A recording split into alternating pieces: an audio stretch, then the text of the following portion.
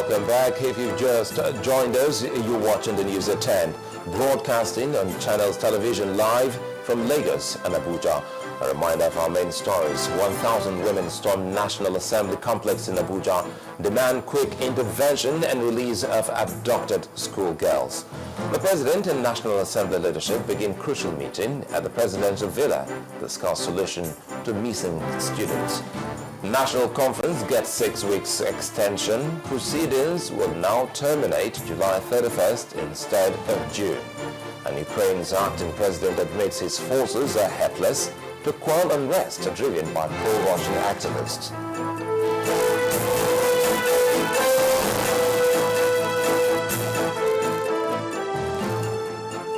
Now, all our top stories can be found on our website, ChannelsTV.com, and on YouTube.com/ChannelsWeb. To get us on the move, visit m.channelstv.com to view us live on your mobile device. You can also download the Channels TV app for Android, iOS, and Windows phones from your respective stores. Well, please interact with the Channels Eyewitness feature on our Android and Windows 8 platforms. If you have pictures or videos to share with us, tap the application on your device, swipe to reveal the Eyewitness menu, and follow the instructions to share your report, pictures, and videos. While there may be high optimism that the National Conference will address critical issues plaguing the country. Now, some, like the former Secretary General of the Commonwealth, Chief Emeka Anyaoku, believes that one key issue is achieving true federalism and cutting the cost of governance, which he says is critical for the country's existence. The present structure of governance we have in our country will not lead us to the peace and stability and progress that we want. We do need to restructure our governance architecture. I think we need to return to regionalism, which would give us a truer federation than what we have at the moment. I think if we had a federation of 6 units based on the existing 6 geopolitical zones, with the existing states remaining as development areas within the regions, but without the full paraphernalia of administration, which contributes to the fact that we as a country at the moment are spending over 70% of our revenue on just administration. We could never develop on that basis. And also the fact that we do not have a genuine federation means that there is what I've described as destabilizing competition for the control of the center, a competition that fans the embers of ethnic differences, religious differences, and to check all that. Well, I see our Abuja studios is all set for more on the news at 10 with Linda Akigbe. Thank you, Sulaiman, and welcome to the nation's capital. Tomorrow is Workers' Day, one day set aside to celebrate Nigerian workers. Rallies are scheduled to hold across the states and in Abuja. And ahead of tomorrow's event, the Inspector General of Police, Mr. Mohammed Abubakar, has warned all workers to engage in peaceful rallies and avoid using the Workers' Day celebration to disrupt the peace of a nation. He said security has been beefed up nationwide and advised everyone to be vigilant and report any suspicious movement during the exercise. Ahead of tomorrow's Workers' Day celebration, the federal lawmaker, Senator Chris Anyanwu, has asked the House of Representatives to attend to the occupational safety bill pending in the House. She said the bill, when passed, will create a safer working environment for Nigerian workers. Senator Anyanwu wants this bill passed before the expiration of the 7th Assembly. The Senate has passed the Occupational Health and Safety Bill over a year and a half ago. That bill has been lying in the House of Representatives and has not been dealt with. Mr. President, I have written several letters. I have even gone there to talk to them. The Nigerian worker needs that law to protect them. Many people are dying because of lack of protection. And I would like to use this opportunity again to talk about it, Mr. President, and to plead with the House of Representatives to deal with that law so that the Nigerian worker will be well protected. The House of Representatives has passed the Pension Reform Act 2013 bill after its consideration on the floor of the House by members. The act, according to its explanatory memorandum, repeals the Pension Reform Act 2004 and enacts the Pension Reform Act 2013 to continue to govern and regulate the administration of a uniform contributory pension scheme for both the private and public sectors in Nigeria and for connected matters.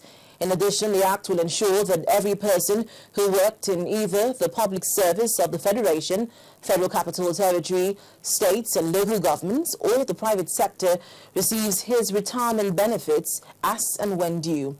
While the bill retains the minimum of 8% contribution of monthly salary to employees into the scheme, as in the Principal Act, it stipulates a minimum of 10% monthly salary by the employer. The new bill, which has 121 clauses and 15 sections, was passed after the chairman of the House Committee on Pensions, Ibrahim Barakamba, moved for the consideration of the report of his committee on the bill. The House of Representatives has mandated its Committee on Education to quickly intervene and proffer lasting solutions to the lingering crisis between the Academic Staff Union of Polytechnics, Colleges of Education Academic Staff Union, and the Minister of Education. The House decision followed a motion on matters of urgent national importance moved by a lawmaker, Nana Ibukwe, which came on the heels of a protest march staged by both unions on Tuesday to call public attention to government's failure to resolve demands that have culminated in a 10-month-old strike. The Deputy Chairman of the House Committee on Education, Rose Oko, blamed the government for failing to implement the agreements reached between both parties. The problem between COASU and ASUP and the federal government was the same, literally the same kind of matter that we had with the universities, where agreements were entered into in 2009. And the terms of the agreements were implemented haphazardly, and most of the crucial ones were not implemented. So I do recall that at some point in time, when we were trying to handle the ASU matter, we had called ASUP, not COASU at the time, we had called ASUP, and they had agreed to down tools for a while. But unfortunately, for some reason, the problem with ASU has not been pursued as it should be, and has not been taken to a logical conclusion as it should be. This strike has lingered for over 10 months, and the lives and future of our children and our youth being destroyed. Is on this note, Mr. Speaker, that I'm urging the House to purge it, and the simple prayer is only for the need for the leadership of the House to, at this point, to intervene in the interests of our society.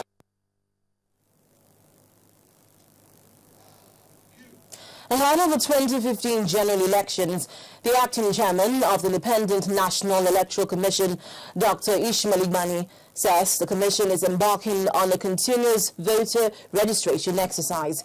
At a one-day forum with national publicity secretaries of political parties in Abuja, Dr. Igbani said the exercise is in order to enable all eligible voters acquire a permanent voter's card. He added that all Nigerians who attained the age of 18 after the last exercise in 2011 and those who could not register for whatever reason will be captured in the new exercise. We are currently reviewing the guidelines of the creation of voting units. Before we said we had 120,000 voting units. The total is exactly 120. That's easier to remember. 119,900 and something. Yes. We are going to increase this to 150,000 voting units for the 2015 election. The reason for that is that there have been new waves of population, increase in population, were here at the beginning of FCT, we noticed that several communities have come up, and they were not taking care of. So we want to make sure we take care of that. Not only in Abuja, in Kano, in Lagos, in Rivers State, in fact, even when we don't use it, the economies are really increasing in the population. So we have to take care of that. And in order to increase the 120 from 120 to 150, they simply to make the lines shorter. When the news at 10 returns, Business News takes a look at the sale of Shell's assets, and that will take up to a year to complete. Join us again.